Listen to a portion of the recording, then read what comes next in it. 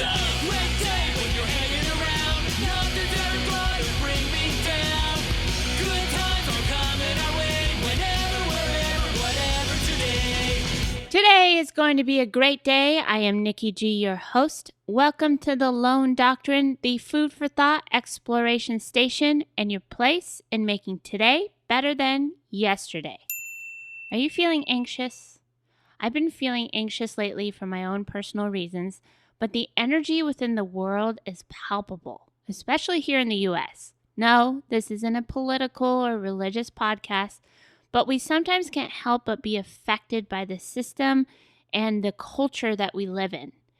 In some way or fashion, whether you're in it or trying to avoid it, the energy that's within our everyday can leave us with a feeling of anxiety, not to mention the fact of our own personal lives and all the challenges that come with us in our day-to-day in and outs.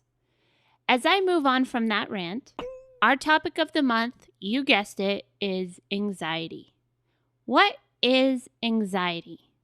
According to anxiety.org, anxiety, your fear or worry does not go away and get worse over time.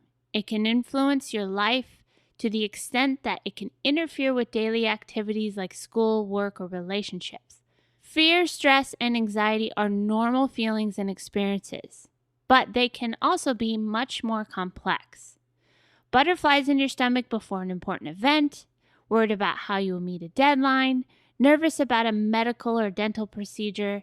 If so, you are like most people for whom worry about major events like having a child, taking an exam, or buying a house, and are practical issues like money or health conditions is a normal part of life. Similarly, it is not uncommon to have fears about certain things like spiders, injections, or heights. That's because you too feel some fear, worry, and or apprehension. For example, many people get startled and feel nervous when they see a snake or a large insect. People can differ in what causes them to feel anxious, but almost everyone experiences some anxiety in the course of their life. Is it just me, or does reading about anxiety sometimes give you anxiety? The truth is, some sort of fashion, each of us is going to experience anxiety time and time again, and some of us on a grander scale. Side note, if you feel you're experiencing a lot of anxiety and it's greatly affecting your life, I encourage you to seek professional help. There is strength in seeking out the steps you need to take in order to live your best life. And there are so many people and organizations that are willing to help. So back to the topic at hand. There has been this theory I've been hearing a lot about lately, and something I was taught at a young age. It's the theory of facing your feelings, facing the emotions, which takes a lot more courage than running away, ignoring, or covering up. Most of us are taught not to feel, but that's when, I feel, things tend to worsen. When we don't understand our basic emotions, we leave ourselves at risk of suppressing, regressing, and coping in unhealthy ways. So this month, let's face it, let's explore the ins and outs of anxiety, and then hopefully along the way we'll find some seeds of greatness that will help us take actionable and practical tools to cope with the anxiety and get us through to a better side. Now, we can look at anxiety from many different angles. We can look at it from a medical standpoint, an esoteric standpoint, an everyday standpoint, a situational standpoint. The point I'm trying to make is the spectrum is vast. We can hear the words anxious. I'm feeling anxious about my job interview. That seems like a normal occurrence. But when we hear I suffer from anxiety attacks, it all of a sudden becomes something more serious or an illness. I feel it's not this or that. It's complex, and that's okay. The complexity of some of life's circumstances allows for more opportunity. You might be asking, what do you mean by that? Challenges are opportunities. If we are willing, in a way, to face the music, we can then be more open to see all the different opportunities and options as we approach a challenge. If it's in our minds or we've been taught that it can only be this or that, it can get very hard to find a resolution. There's always options. Options inside options where one never gives up. You might be thinking, well, you make it sound so easy. It's not that easy. No, it's much easier said than done, but your willingness to take that first step is what counts. When you're feeling nervous, uneasy, or worried, it's a part of a situation where something is missing. Something hasn't been resolved. When you are fearful, true fear, then that is the body's natural response to fear. The problem these days is that our mind and body are being overtaxed. We are being put in situations past what our body was made for and experience stress on an all-time high. So over time, our mind has a harder and harder time distinguishing between what might be a fleeting stressful moment and a situation that might mean your safety. Anxiety is actually a natural response to stress, which can be helpful at times. It can make you more alert and ready to react. The misconception is that anxiety should be avoided when in fact it's a healthy part of our everyday lives to a certain extent. There are many aspects that anxiety can be drawn from. It can be the obvious, like when you're put in an unexpected situation that threatens your safety, but sometimes it's our minds being overwhelmed by the overabundance of stress, expectations, the environment. Again, I want to express that there are some types of anxiety that need extra attention, and I encourage you and support you reaching out for professional help. But the type that we are exploring today is which can come from the overthinking and self-doubt. There are many layers to anxiety, and throughout the month we'll address as many as possible in order to make today better than yesterday. Today, we'd like to share our exploration findings, expand beyond yourself, how to fight off overthinking and self-doubt. There is a plethora of techniques to draw from in order to limit overthinking and self-doubt. But first, the most important step is to realize that you have this problem and decide to do something about it. Without this decision, no method will be truly helpful because, well, you will be overthinking and doubting it. So admit, too much thinking, overthinking is bad for you. Constant self-doubt robs you of power and in effect from living a fulfilled life.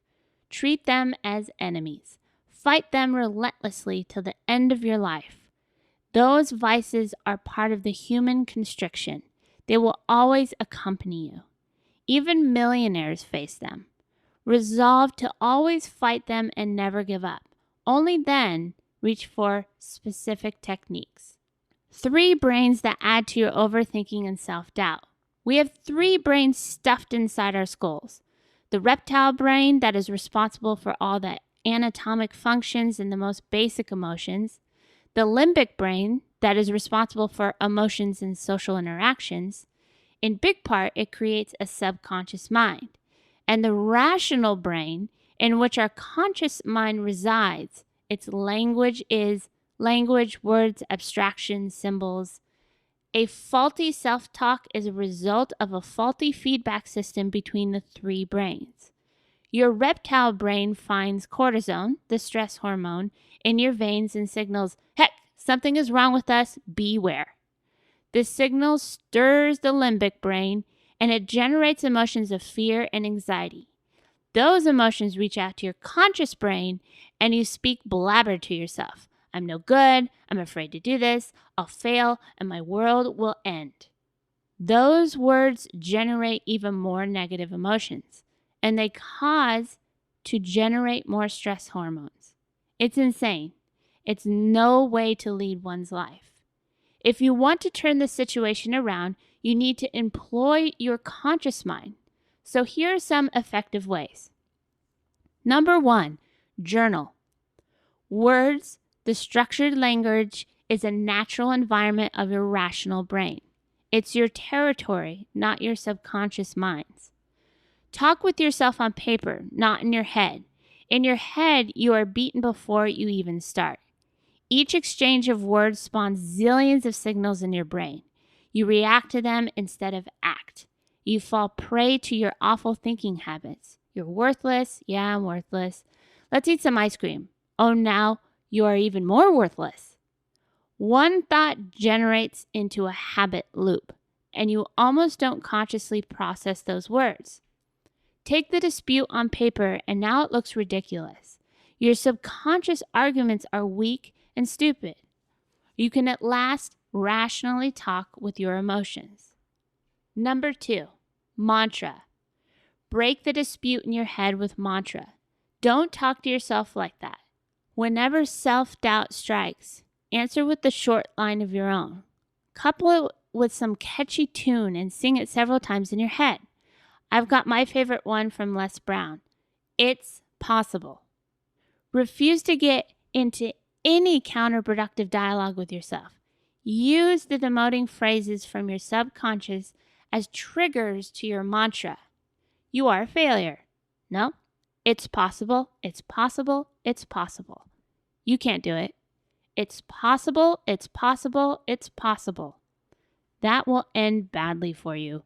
It's possible, it's possible, it's possible. You don't even know how to start, you pathetic fool. It's possible, it's possible, it's possible. Number 3, meditation. While meditation will not solve your self-talk problems on its own, it will make you more aware of what's happening inside your head. Acknowledging thoughts bouncing in your mind while not following a train of those thoughts will give you the power to step between the impulse and the stimulus during normal everyday reactions. You need this foundation to do anything about your thoughts. If you don't notice them but respond to them in a habitual manner, they will always release the same destructive impulses in response from your conscious mind. Journaling has a similar awareness increasing effect as meditation, but you can meditate in short chunks of time and practically everywhere because you don't need any tools for that. A 2-minute meditation is a great beginning of a meditation habit. Number 4, take tiny actions. Examining your self-talk is only half the job. In order to truly get out of the overthinking habit, you need to take action more often. You function in this intuitive belief, thought, action, feedback loop. And the easiest way to affect the system is via taking action.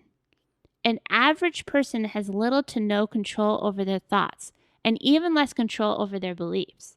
However, it's relatively easy to take action, especially if it's tiny in your eyes. If you want to exercise, start from 1 push-up. If you want to read more, read 1 paragraph. If you want to become a writer, write a sentence. If you want to save more money, put away the first dollar and do those actions consistently over time. Each time you take such an action, your feedback will change and you will affect your beliefs and thoughts. And most importantly, every second spent on doing this is not spent in overthinking. You cannot overthink and take action at the same time. With each tiny action, you rob the overthinking habit of its mind space. Do not fuss over how small your actions are. They will compound with time. That's the law of life. I am a firm believer in this compound effect. A lot of times we are looking for a quick fix, something that's magically going to make things work, but that's not always how life works. It takes your daily dedication and a series of good choices to keep stepping forward, and in time, each of those steps are 1 step closer to a better way of life. Sometimes the steps will be clear, and sometimes you have to take the step with faith. And that in itself will lead you towards illuminating the next step that you once may have not seen or realized. So as we explore further this month, I hope to bring you lots of food for thought to help you as you experience anxiety and give you ways to keep pushing through. We at the Lone Doctrine are a listener-supported podcast, and the more support we receive, the more we can give. If you found value in the Lone Doctrine, we would love for you to join us for even a simple $1 a month at patreon.com/Lone Doctrine. REON.com/Lone Doctrine, because together we can make a difference.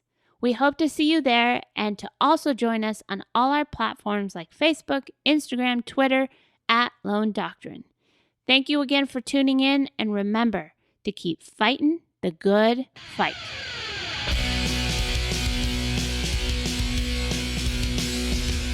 It's a great